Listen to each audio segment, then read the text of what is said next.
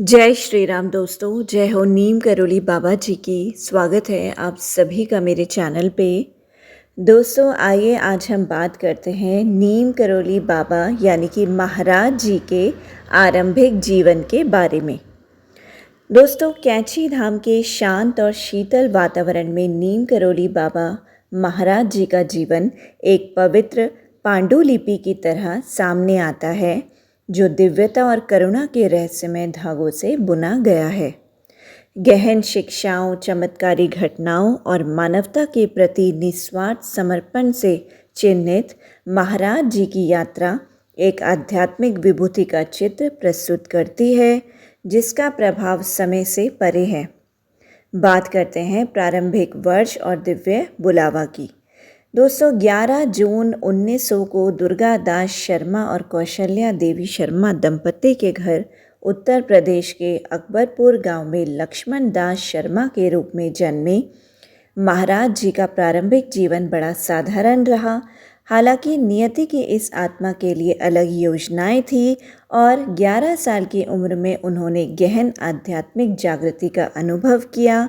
उनकी आंतरिक पुकार ने उन्हें अपने पारिवारिक जीवन को त्यागने और आध्यात्मिक खोज पर निकलने के लिए प्रेरित किया, जो अंततः उन्हें कैंची धाम की पवित्र भूमि पर ले आई।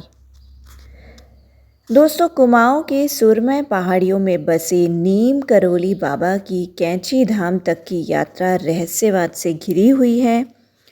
1962 में महाराज जी ने भक्तों के एक समूह के साथ एक सुदूर और प्राचीन स्थान पर आश्रम की स्थापना की, जो हरियाली और बहती नदियों की सुखद आवाज़ से घिरा हुआ था।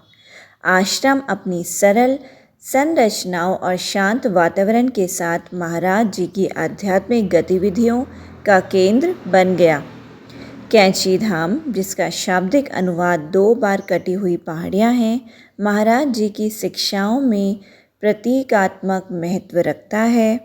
आश्रम 2 पहाड़ियों के मिलन बिंदु पर स्थित है, जो द्वंद्व के मिलन और सभी अस्तित्व के अंत संबंध का प्रतीक है। यह पवित्र स्थान वह कैनवास बन गया जिस पर महाराज जी ने अपनी शिक्षाओं का सार चित्रित किया। तत्कालीन वन मंत्री चौधरी चरण सिंह ने कैंची धाम के निर्माण हेतु बाबा को भूमि उपलब्ध कराई। चौधरी चरण सिंह के इस कार्य से प्रसन्न होकर बाबा ने उन्हें एक दिन भारत का प्रधानमंत्री बनने का आशीर्वाद दिया था, जो अक्षरशः फलीभूत हुआ। दोस्तों कोई भी नीम करोली बाबा के बारे में, उनकी दिव्य उपस्थिति के अनगिनत चमत्कारों के बारे में जाने बिना बात नहीं कर सकता है।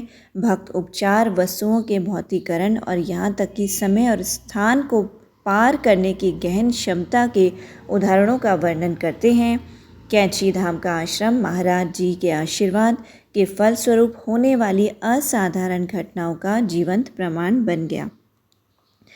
ऐसी ही एक घटना में महाराज जी की हथेलियों से विभूति पवित्र राग का प्रकट होना शामिल है, जिसे कई भक्तों ने देखा है। यह पवित्र राग, जिसके बारे में माना जाता है कि इसमें उपचारात्मक गुण हैं, महाराज जी की दिव्य कृपा का प्रतीक बन गई।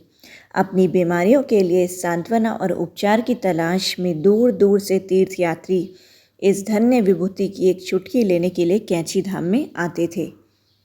महाराज जी की शिक्षाओं के केंद्र में एक सरल लेकिन गहरा संदेश था। हर किसी से प्यार करो, सभी की सेवा करो और भगवान को याद करो। यह सरल दर्शन जीवन के विभिन्न क्षेत्रों के साधकों को गहराई से प्रभावित करता है। महाराज जी ने जाति, पंथ और धर्म की सीमाओं से परे आध्यात्मिकता की सार्वभौमिकता पर जोर दिया। उनकी शिक्षाएं आश्रम की दीवारों तक ही सीमित नहीं थी, उन्होंने भक्तों के दैनिक जीवन तक उनका विस्तार किया। चाहे अनौपचारिक सत्संग, आध्यात्मिक प्रवचन के माध्यम से या करुणा के सहज कृत्यों के माध्यम से, महाराज जी की उपस्थिति ने एक अलौकिक ज्ञान प्रसारित किया, जो हर किसी के अस्तित्व के मूल को छू गया।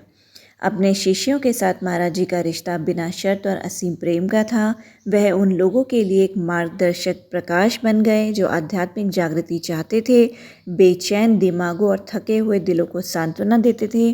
कैंची धाम में गुरु शिष्य का रिश्ता भक्ति, समर्पण और परिवर्तनकारी ज्ञान का एक अनूठा चित्रपट था।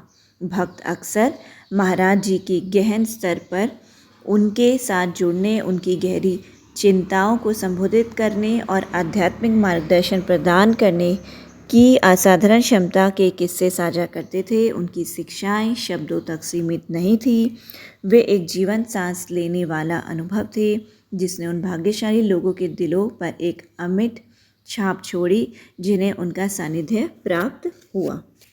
कैंची धाम एक आध्यात्मिक तीर्थस्थल के रूप में विकसित हुआ जिसने दुनिया भर के साधकों और भक्तों को आकर्षित किया। जय श्री राम, जय हो नीम करोली बाबा।